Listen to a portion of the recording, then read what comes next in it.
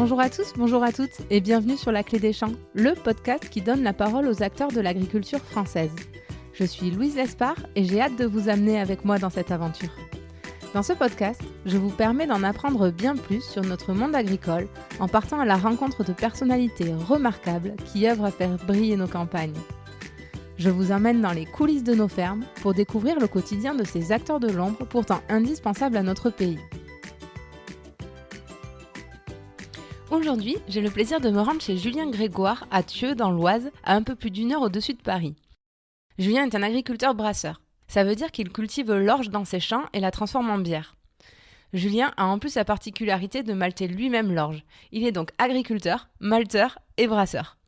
3 métiers pour un seul homme, vaste programme. Cela lui permet, pour notre plus grand plaisir, de produire une bière artisanale du champ à la chope, comme il aime à le dire. Avec Julien, on a discuté des raisons qui l'ont conduit à produire sa propre bière, des étapes de fabrication de cette dernière et de la difficulté d'être agriculteur aujourd'hui. Ce dernier passage m'a particulièrement touchée et m'a laissé bien songeuse pendant mon retour en voiture. Bonne écoute!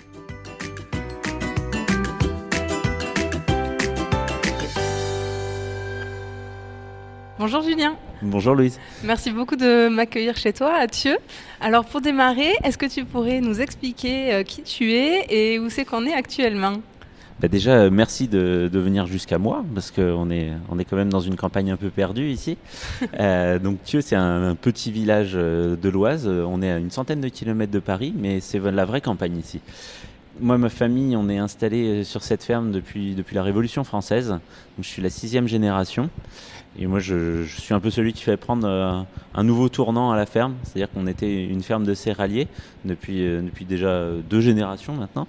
Et maintenant, on est producteur de malt et de bière à la ferme. Oui, et je crois que l'endroit où on est symbole un peu de ce renouveau. Tu peux nous expliquer là où c'est qu'on est ? Là, on est dans un nouveau bâtiment qui a quelques mois. Et des cuves qui viennent d'être installées. Donc on a des beaux murs blancs et des belles cuves en inox brillantes. Je confirme. Et tout ça va être mis en route dans quelques semaines. Donc maintenant on est plus qu'impatient en fait à la ferme de mettre tout ça en route et de voir les moteurs tourner, de voir l'eau et la bière couler. Donc c'est ça qui nous excite maintenant. Je comprends. Et donc du coup, tu es agriculteur brasseur, tu as rejoint l'exploitation de tes parents, je crois, en 2015. Ça a été quoi le déclic pour toi d'être agriculteur ? Puisque finalement, j'imagine que tu te définis comme agriculteur avant tout, même si tu produis ta bière. Donc en 2015, j'ai fini mes études. Tout de suite, je suis revenu sur la ferme parce que c'était une évidence. Je suis né dedans, j'ai grandi dedans, j'ai travaillé depuis que j'ai 12 ans que je travaille à la ferme. Mais ça m'a pas empêché de faire des études aussi, parce que derrière j'ai un master en biologie moléculaire. Et c'est pendant ces études-là, on découvre un petit peu la science, on découvre plein de choses. Et en fait, la transformation de sucre en alcool, ce qui se passe dans la production de bière, tout simplement, c'est que de la science. Et en fait, c'est ça qui est excitant. L'idée de devenir agriculteur en 2015, ça c'était une évidence. Ce qui était moins une évidence, c'était de faire de la bière à la ferme au départ. Je me destinais, je pense, au départ plus à une carrière vraiment de céréalier comme mes grands-parents et parents. Mais 2016 est passé par là entre deux. En fait, 2016, ça a été une année, je pense, pour tous les agriculteurs, qu'on soit céréalier, éleveur et autres, ça a été une année catastrophique. Pourquoi ? C'est-à-dire qu'il y a eu des conditions climatiques assez particulières. On a perdu 80% de notre récolte. Et d'un point de vue économique, ça n'a pas été évident. C'est-à-dire que moi, j'ai mis plus de 3 ans à rembourser les pertes, en fait. C'est-à-dire qu'on a étalé les pertes sur 3 ans et on termine là à peine de rembourser. Et maintenant, on va espérer pouvoir gagner de l'argent maintenant. Aujourd'hui, c'est ça le métier d'agriculteur, c'est aussi de se dire on travaille avec le temps et autres, mais 2016 a particulièrement été compliqué, à assumer en tout cas. Et partant de ça, en fait, on se dit il faut amener de la valeur ajoutée, il faut amener autre chose en fait sur la ferme. On ne va pas rester là endormi à subir le climat, à subir les habitudes des 60 dernières années. Aujourd'hui, il faut se bouger et la bière, ça a été une des solutions. En tout cas, moi, c'est celle qui m'a paru plus évidente pour moi en tout cas. Après, chaque agriculteur peut et doit trouver ce qui lui convient. Mais moi, c'est la bière. Très bon choix, je trouve. Et du coup, tu peux nous décrire les grandes activités de votre exploitation ? Alors, le côté agricole, on produit donc du blé, de l'orge, du colza. On produit aussi des betteraves à sucre. Ce qui nous pose problème, je dirais, c'est toujours notre revenu sur ce sujet-là, quoi. Ouais. Mais bon... J'ai vu Thierry Beillet, on a parlé de la filière betterave et des néocotinoïdes, etc. Oui. On a parlé de tout ça. Un il sera grand sorti débat, l'épisode avant le tien, donc les auditeurs pourront l'écouter. Et puis, comme on produit l'orge en fait sur la ferme, et que j'ai voulu faire de la bière, la chose la plus évidente qui a eu à faire, c'est de monter une malterie en fait. Parce qu'on a la matière première, on veut aller au produit fini, mais il manquait cette petite étape entre deux qui n'est pas si petite. Hein. C'est ce que j'allais dire, qui a l'air très complexe. Sur le papier, c'est tout petit, c'est transformer de l'orge en malt d'orge pour pouvoir le mettre dans nos cuves de brassage. Et en fait, c'est encore un autre métier. C'est-à-dire qu'aujourd'hui, on a vraiment le métier d'agriculteur sur la ferme, on a le métier de malteur et on a le métier de brasseur. 3 métiers et une personne presque, bon, voilà. Avec l'aide de tes parents. C'est ça, il y a quand même une supervision et des petits coups de main, mais ouais, c'est l'idée. En tout cas, j'ai vraiment été à l'œuvre, c'est-à-dire en malterie sur la création des outils. Parce que la malterie paysanne, la malterie fermière, c'est pas quelque chose qui est très développé. Hein. Je pense que si on se donne la peine de chercher un peu sur Google, on doit être une vingtaine d'agriculteurs en France à faire cette démarche-là. Et chapeau à tous les autres agriculteurs qui font ça, parce que c'est juste que comment j'en ai bavé au départ pour mettre en route, on a créé les outils, on a inventé les méthodes. C'est-à-dire que tout le monde peut faire du malt. Tu vas sur Google, tu tapes comment faire du malt, toute la théorie est existante. On la connaît, la théorie. Mais après, il faut le mettre en place, il faut mettre en œuvre les outils qui permettent de le faire. Bien sûr. Et on a appris à souder, on a appris à bricoler et on a créé nos propres outils. Et tu peux nous expliquer grossièrement, parce qu'on n'est pas très technique, mais malter l'orge, qu'est-ce que ça veut dire ? Alors, malter l'orge, ça veut dire prendre le grain qui sort de la moisson, donc le grain récolté par l'agriculteur, et faire en sorte qu'il ait commencé à grandir. Il faut initier sa croissance, et une fois que cette croissance est initiée, on vient cuire le grain pour tuer sa croissance et que cette croissance ne reparte plus jamais. D'accord. Et une fois parce que c'est un certain stade qui nous intéresse pour le brasseur en fait. Et une fois que c'est fait, on a du malt d'orge. Concrètement, c'est comme quand les enfants prennent des lentilles sur un coton pour le faire pousser. Ouais. En fait, nous, on met l'orge dans de l'eau, on le laisse s'imbiber d'eau, il boit l'eau, il grandit, il commence à sortir ses petites racines. Et avant qu'il y ait le germe, donc l'opposé des racines qui sortent du grain, c'est là où on vient cuire le grain. Et après, c'est tout le savoir-faire du malteur de dire je cuis à telle température, je cuis pendant tant de temps. Et bien, on va faire des maltes qui vont être très blonds ou des maltes qui vont être très colorés, des maltes très noirs. On va aller jusqu'à la torréfaction. Ouais. Parce que ça impacte le goût de la bière derrière ? Alors, oui, ça impacte, mais ça va surtout impacter après grâce au savoir-faire du brasseur qui va faire des assemblages de maltes. D'accord. En fait, le malteur, il vient offrir la palette de couleurs au brasseur. Okay. Et après, c'est le brasseur qui vient piocher, dire moi je veux telle couleur, je veux tel arôme, et je viens piocher dans la palette disponible de malt pour assembler. Comme une recette de cuisine un peu. C'est que de la cuisine. Ouais. Et quand on se rend compte de la complexité du truc, je crois que tu as passé quasiment 1 an et demi à faire de la R&D pour produire ton propre malt, c'est ça ? C'est ça. On a passé 1 an et demi à malter, à tout du moins essayer de malter au départ, parce que c'était pas gagné. Le plus compliqué, je dirais, c'était on essayait de malter. Mais pour savoir si ce malt était valable pour faire de la bière, il fallait le brasser derrière. Ouais. Donc on maltait et on brassait. Et on avait le retour du malt qu'en fin de brassage, quand on essayait de consommer la bière, si ça correspondait à de la bière. Et il fallait quasiment 3 mois pour avoir ce retour-là. Et donc ça prend un certain temps. C'est pour ça 1 an et demi, en fait, ça paraît long, mais c'est très très court. Parce que on faisait plusieurs brassages, plusieurs maltages en parallèle. Mais il fallait dire là c'est une démarche très scientifique, il faut tout noter, il faut tout réfléchir, il faut rien laisser au hasard.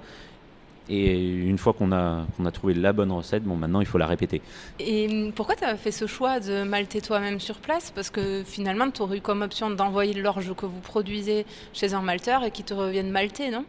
Oui, ça c'est quelque chose qui se fait beaucoup aujourd'hui. Les paysans brasseurs, ils ont cette possibilité de malter à façon. Ça aurait été plus simple, franchement. Ouais, ça aurait été beaucoup plus simple, mais beaucoup moins drôle. Mais en fait, je dirais que d'un point de vue commercial et d'un point de vue éthique, on veut pouvoir dire qu'on est producteur récoltant. Et ça, c'est vraiment la chose aujourd'hui sur laquelle moi je me bats. Il y a plein de gens qui veulent avoir cette appellation producteur récoltant. Quand on est juste brasseur, on veut être producteur récoltant. C'est sûr, on produit la bière. Et nous, on va vraiment du champ à la chope. C'est notre marque aujourd'hui. c'est une autre démarche en fait, et c'est à ça qu'on veut rattacher. On veut vraiment dire que quand on produit de l'orge vraiment départ champ et qu'on est capable de vendre une bière finie, là on a vraiment le droit de dire qu'on est producteur récoltant parce qu'on n'a rien laissé, quoi. Et d'avoir intégré toute la chaîne comme ça, je pense que ça parle vraiment aux gens qui viennent nous acheter la bière en fait. Ouais, bien sûr. Et c'est pas pour autant qu'on est plus cher que les autres bières, mais moi je dors mieux le soir en tout cas. Eh ben, c'est le principal. Écoute Julien, je te propose qu'on aille poursuivre à l'intérieur, se réchauffer, parce qu'il est 8h30 du matin, tu as fait l'exploit de me faire lever à 6h pour venir te voir, et puis qu'on continue de parler de la fabrication de la bière et puis de ton parcours. À tout de suite.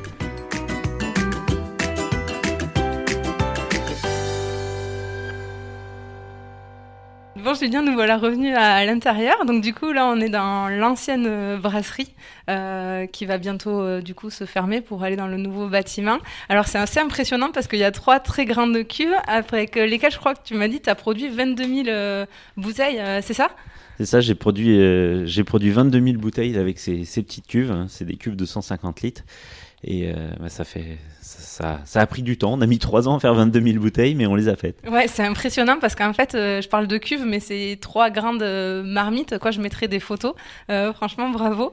Et justement, est-ce que j'aimerais bien que tu nous expliques les étapes de fabrication de la bière. Alors déjà, donc c'est à base d'orge. Et est-ce qu'il y a d'autres céréales qui permettent de faire la bière ? Alors oui, dans la bière, il y a toujours de l'orge, hein, parce que pour avoir l'appellation bière, on doit se baser sur l'orge. Mais ensuite, on peut venir ajouter plein d'autres céréales, notamment le blé. C'est principalement avec ça qu'on va faire la bière blanche. D'accord. Mais après, même pour faire des bières blondes, des bières classiques, quel que soit le style en fait, on peut venir rajouter de l'épeautre, du sarrasin.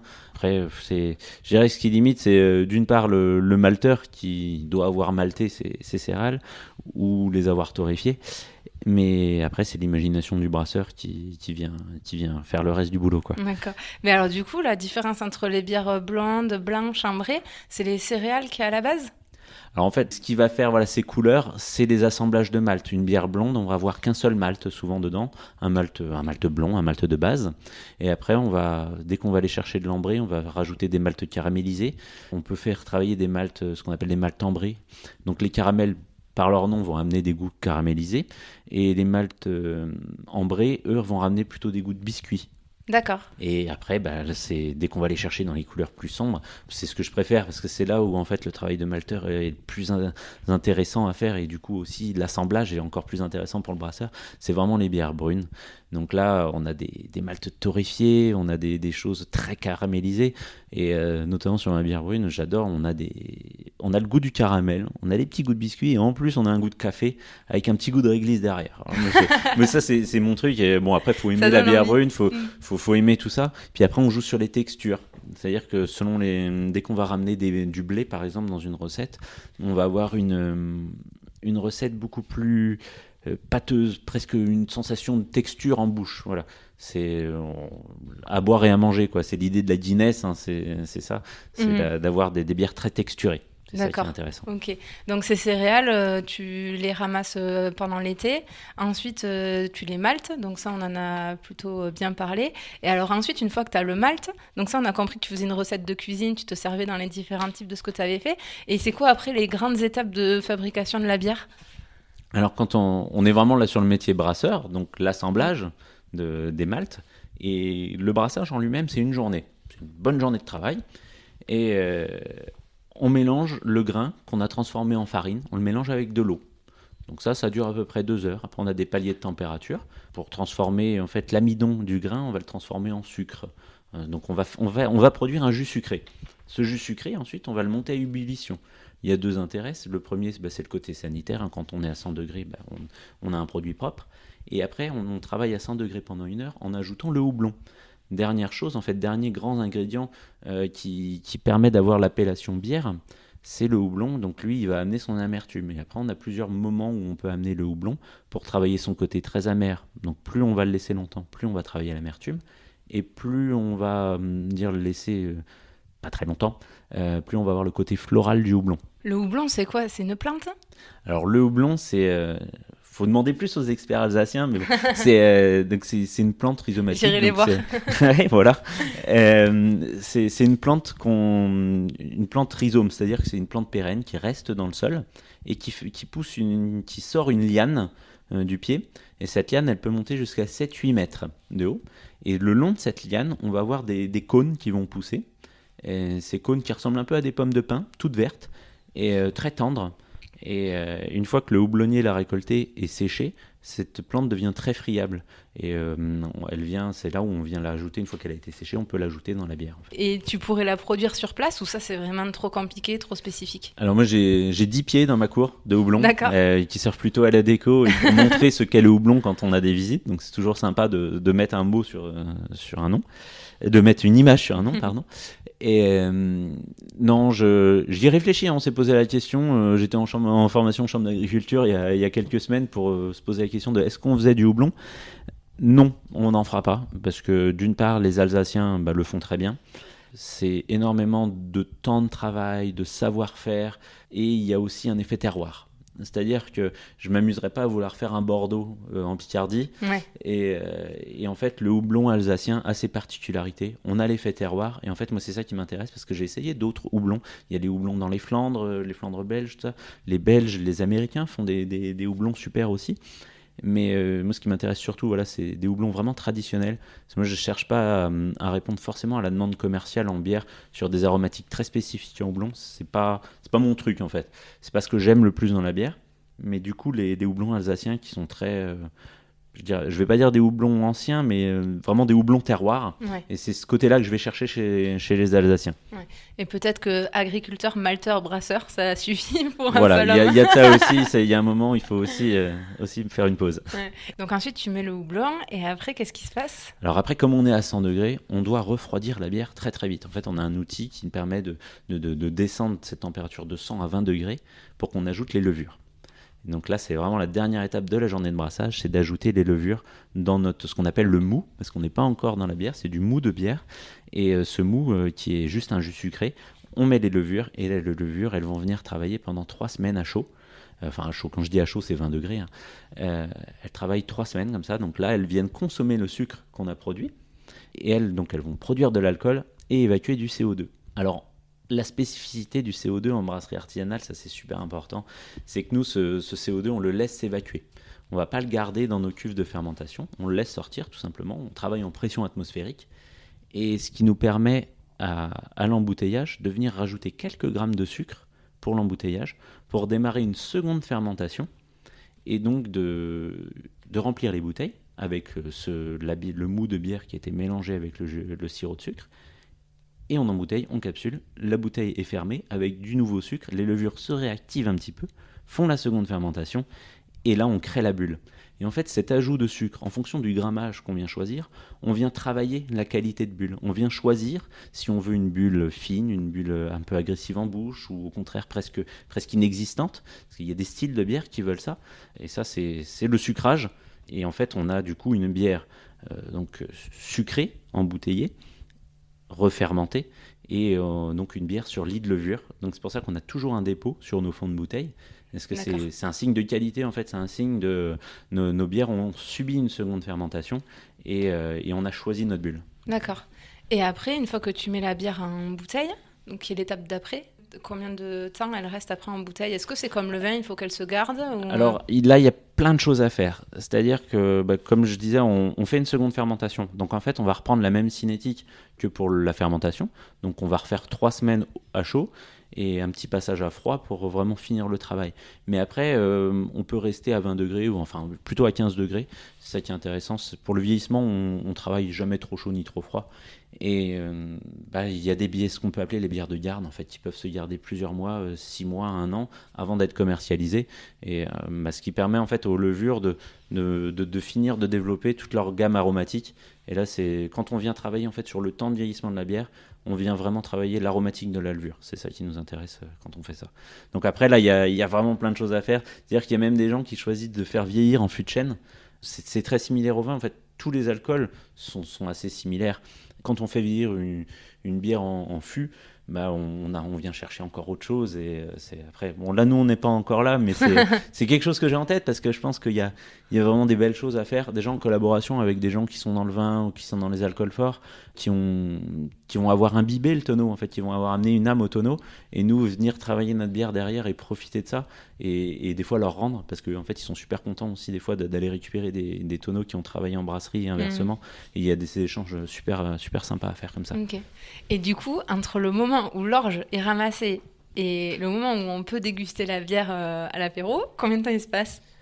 Je dirais en moyenne, on peut prendre entre 3 et 4 mois.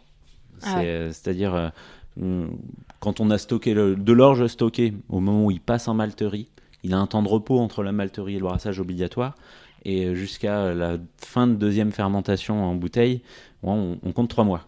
Ok, on s'en rend pas compte parce que nous, des fois, on la boit en 10 minutes, mais derrière, il y a 3 mois de travail. C'est ça.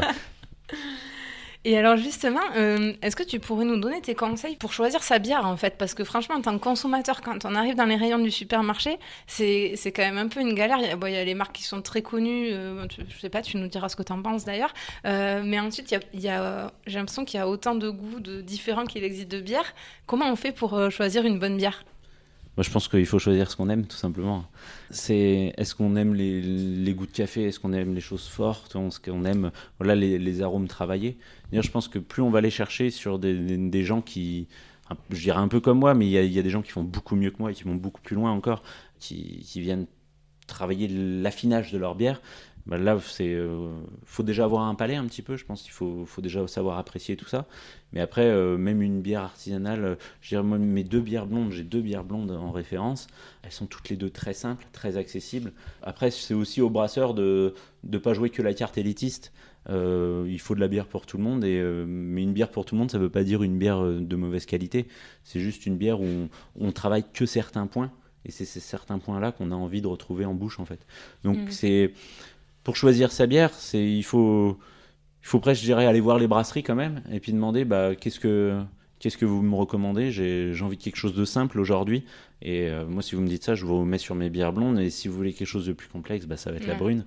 Mais c'est pas parce qu'on n'aime pas les bières brunes sur le principe qu'il ne faut pas en boire, parce qu'il y a toujours plein de choses à découvrir. Plus il y aura de couleurs, plus il y aura d'arômes. En fait. C'est quand même ça l'idée. Ouais, d'accord. Okay. Les côtés floraux et herbacés, les choses plus simples seront quand même sur les bières blondes, même s'il y a des choses très complexes aussi là-dedans. Il y a des choses très raffinées qui peuvent être faites sur de la bière. Des belles bières blondes. Ok. Et donc toi, tu produis tous les types de bières, et qu'est-ce que tu as envie de retransmettre dans les bières qu'on boit ? La chose la plus importante pour moi, en tout cas, parce que c'est sur ça que je me bats, c'est vraiment le côté bière de producteur. C'est-à-dire qu'on est producteur récoltant parce qu'on a une bière du champ à la chope. Je peux vous montrer où a poussé l'orge, où a poussé la bouteille de bière. Et c'est vraiment ça le plus important pour nous aujourd'hui. Oui, d'accord, je comprends. Et ça m'amène à la minute économie du podcast. C'est tes bières aujourd'hui, comment tu les vends ? Par quel canal tu les écoules ? Le canal principal aujourd'hui, c'est des autres agriculteurs. On l'a bien vu récemment avec le confinement et autres. On a tous eu envie d'avoir des choses plus authentiques, des magasins plus petits qui avaient plus de sens. Et en fait, les agriculteurs, nous, dans notre coin, en tout cas, je dirais 20 km à la ronde, ils ont répondu. Ça fait déjà des années en fait qu'ils sont déjà sur le sujet, parce que les ateliers de production ils sont déjà fonctionnels, les magasins sont déjà existants, et nous on est arrivé un petit peu avec tout ça à dire on vient agrémenter vos magasins, donc tous ceux qui vendent du fromage, des yaourts, de la viande, nous on est présents avec eux et on agrémente leur magasin avec nos bières. Donc ça c'est vraiment notre premier canal. Le deuxième canal, je dirais que c'est les marchés. C'est-à-dire que moi, je fais des petits marchés aux alentours. Et après, c'est le bouche à oreille. Les gens sont contents, on goûte, ils essayent. Au début, on nous regarde bizarre sur le marché. On nous regarde un peu de travers, de la bière sur un marché. Bon. Puis après, les gens, ils reviennent, en fait. Et ils partent avec un premier carton. Et puis tous les mois, parce que souvent, les marchés, nous, on les a une fois par mois. Mais ils reviennent tous les mois avec notre carton et ils sont bien contents de le remplir. Et ça fait plaisir de voir les gens revenir avec le carton et dire j'ai pensé à vous aujourd'hui, je vous ramène le carton, remplissez-le. Ouais, et ça m'amène à la question aussi de l'auditeur qui est Frédéric, qui te demande comment tu fais Il y a beaucoup de bières artisanales, mine de rien, aujourd'hui sur le marché. Comment tu fais pour te démarquer, et est-ce que c'est un souci pour toi ça, ou est-ce qu'il y a de la place pour tout le monde finalement ? Je dirais déjà, nous, je vais me répéter encore un petit peu, mais on est producteur récoltant et c'est grâce à ça qu'on essaye de se démarquer justement. Ça a été un peu ce qui nous a décidé à le faire. C'est-à-dire qu'on avait bien vu en 2016, quand on a commencé à se projeter dans la bière, de dire il y a une mode, de toute façon, ça c'est évident. On est dedans parce qu'on a joué le jeu de cette mode et demain, cette mode, elle va continuer. Donc il fallait dès le début avoir un petit truc de différent. Je ne vais pas dire en plus, parce que la bière reste de la bière, quelle qu'elle soit produite de notre façon ou d'une autre. Voilà, nous, on a une autre démarche. Donc c'est comme ça qu'on se différencie aujourd'hui. Après, il y a de la place. Je ne vais pas dire qu'il y a de la place pour tout le monde, mais il reste de la place, ça c'est sûr. Et après, je dirais, il y aura un tri qui se fera de toute façon, parce qu'il y a des gens qui travaillent plus ou moins bien, ou des idées qui marchent plus ou moins bien. Après, c'est le consommateur qui fera le tri. Ouais. Et après, on verra ce que l'avenir nous réserve, quoi. Ouais. Et donc je voyais tes bières, globalement, tu les vends en moyenne 3 euros la bouteille de 33 centilitres, ce qui est le prix moyen de bière artisanale, je crois. En supermarché, aujourd'hui, on peut en trouver à 1 euro la bouteille. Je regardais sur les sites e-commerce des grandes surfaces. C'est quoi qui fait la différence? C'est vraiment que ces grosses machines productrices de bière, elles ont le volume et est-ce qu'en goût, il y a une vraie différence?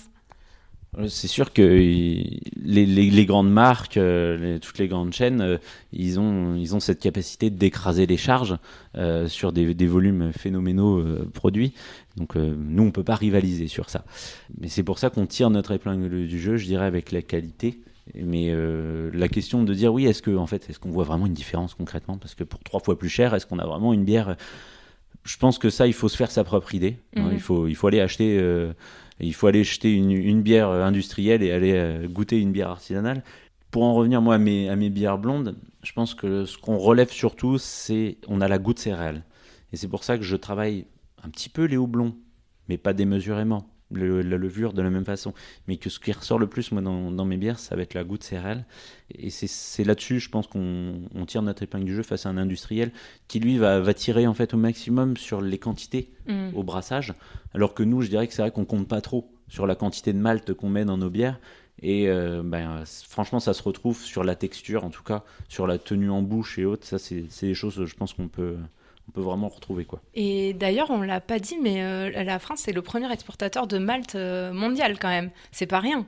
C'est pas rien, c'est vrai, mais nous, on joue le jeu en tant que céréalier, en fait. On participe à ça, c'est-à-dire qu'on a de l'orge, on produit de l'orge qui est vendu en coopérative et qui part en malterie dans les malteries françaises.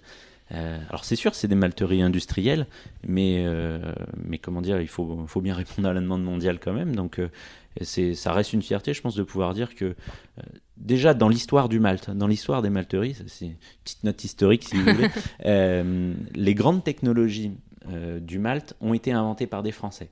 C'est les Français qui ont amené ces Saladins, des choses comme ça. C'est des Français dans les années, je dirais que ça va de Louis XIV à Napoléon.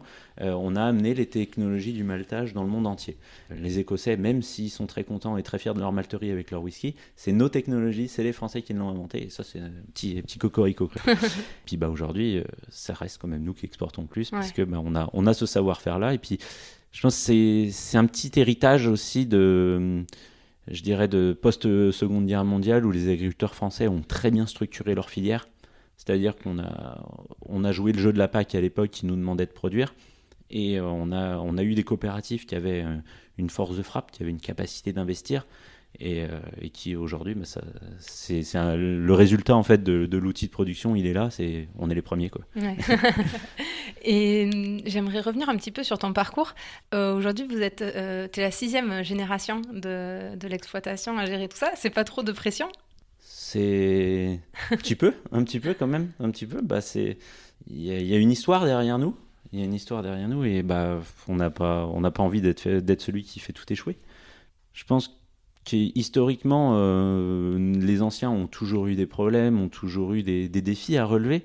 Aujourd'hui, moi j'ai mes propres défis. Aujourd'hui, c'est l'évolution de la PAC, c'est l'évolution des demandes de la population, c'est les défis environnementaux. On y répond autant qu'on peut, mais c'est vrai qu'il y a une réalité économique qui est pas évidente. Et on fait ce qu'on peut et je pense que c'est surtout pour ça, enfin c'est entre autres pour ça qu'aujourd'hui on s'y diversifié. C'est pour pas aller droit dans le mur parce que je pense que si aujourd'hui, enfin s'il y a des agriculteurs qui nous écoutent, s'il y a un message que je peux dire, c'est les gars, bougez-vous. Vous avez la possibilité, on a plein de choses à faire. Il y a tellement de choses à faire. Et on a encore la capacité de le faire. C'est pas dans 10, 15 ans, quand ils auront fini de nous saigner en quelque sorte, qu'on pourra bouger. À ce moment-là, ça sera fini et on sera dans le mur. Et c'est maintenant qu'on peut faire des choses. Mais c'est vrai que c'est assez dur de se dire, on a cet héritage-là, on a une histoire derrière nous, mais on ne peut pas envisager de continuer comme ça parce qu'en fait, je dirais que c'est la société qui nous met une grosse pression et en tout cas, on a l'impression de subir et on n'a pas de vrai levier pour bouger, quoi. Donc c'est assez frustrant en fait de voir que notre métier évolue, de voir que le métier nous laisse sur le carreau, quoi. Moralement, c'est pas évident, quoi. Mais bon, après, on avance quand même, hein. Le blé, il est semé, les betteraves, elles seront semées au printemps, et c'est pas ça qui va nous arrêter. Oui. Mais économiquement, moi, c'est quelque chose que je tiens, surtout quand je fais visiter la ferme et la brasserie à des étudiants. Je leur dis, aujourd'hui, moi, j'ai fait des études, je suis agriculteur, mais je finirai peut-être pas agriculteur parce que le métier changera peut-être trop pour ce que je suis capable de faire et qu'économiquement, même si j'ai une belle structure, même si j'ai une belle entreprise, je sais pas si je passerai le cap des 20 prochaines années. Ça, c'est une évidence qu'il faut avoir en tête, en tout cas, quand on est agriculteur. C'est qu'il faut être prêt à changer de métier, quoi. Ouais. Parce que tu n'aurais pas de capacité de production suffisante pour t'en sortir ou parce que le cours des céréales il est tout le temps en train de varier et que c'est ça qui ne vous permet pas d'être serein sur la suite? Il y a plein de sujets sur ça. D'une part, oui, le cours des céréales qui est très volatile. Là, en ce moment, le blé, il a un prix hallucinant.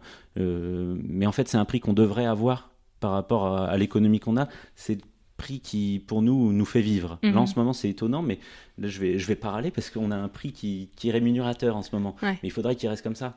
Le problème, c'est que demain, il va reperdre 30-40 euros de la tonne et ça sera très compliqué. Non, après, le souci, c'est que quand on reprend les dernières moyennes des prix de blé des dernières années, on a un prix qui nous permet de survivre, en fait. Nos capacités d'investissement, elles n'arrêtent pas d'être réduites alors que le prix du matériel ne fait que monter. C'est-à-dire qu'en fait, on a un prix qui est fixe, je dirais, même s'il est volatile, il est fixe en moyenne, et on a un coût de l'investissement, un coût de la vie. On a une inflation, en fait, tout simplement, ça se résume à ça. On a une inflation qui grandit, mais on a un prix du blé qui n'a pas grandi. C'est-à-dire que là, aujourd'hui, même si on reprend les moyennes des prix de blé des dernières années, c'est le prix que mon grand-père et mon arrière-grand-père avaient. Ouais, d'accord. Mais sauf que les charges que moi j'ai, c'est-à-dire que les charges salariales, les charges d'investissement, les phytosanitaires et autres, tout ça, ça a été décuplé. C'est du x10 quasiment par rapport à mon grand-père.